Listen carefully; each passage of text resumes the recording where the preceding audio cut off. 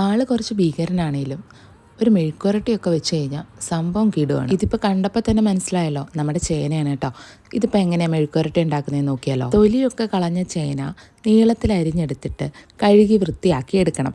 എന്നിട്ടിത് ഒരു പാത്രത്തിലേക്ക് ഇട്ടിട്ട് അതിനകത്തേക്ക് കുറച്ച് മുളക് പൊടിയും കുറച്ച് മഞ്ഞൾപ്പൊടിയും ആവശ്യത്തിന് ഉപ്പും ഒരു ഗ്ലാസ് വെള്ളം കൂടെ ഒഴിച്ച് ഒന്ന് അടച്ചു വെച്ച് ഒരു 1/4 ഭാഗം വേവിച്ചെടുക്കാം. ഇത് വേകാൻ വെക്കുമ്പോഴത്തേക്കിന് ഇടയ്ക്ക് നമ്മൾ ഒന്ന് തുറന്നു നോക്കിയിട്ട് ഒന്നും കൂടെ ഇളക്കിയിട്ട് വേണം വെക്കാൻ.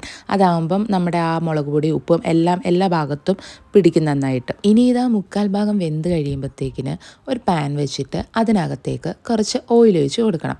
ഓയിൽ ചൂടാകുമ്പോഴത്തേക്കിന് നമ്മൾ ഈ വേവിച്ച് വെച്ചേക്കുന്ന ചേനയെല്ലാം കൂടെ ആ ഓയിലിലേക്ക് ഇട്ട് കൊടുക്കണം. ഇനി ഇതിലേക്ക് കുറച്ച് കരിയാപ്പിലയും കൂടി ഇട്ടിട്ട് അങ്ങോട്ടും ഇങ്ങോട്ടും ഒക്കെ തിരിച്ചിട്ട് നന്നായിട്ട് മുരിച്ചെടുത്ത് കഴിഞ്ഞാൽ നമ്മുടെ ചേന മെഴുക്ക് വരട്ടി റെഡി ആയിട്ട് കിട്ടും. അപ്പോൾ നിങ്ങൾ ഇതുപോലെ ഒന്ന് ട്രൈ ചെയ്തിട്ട് കമൻറ്റ് ചെയ്യാൻ മറക്കല്ലേ.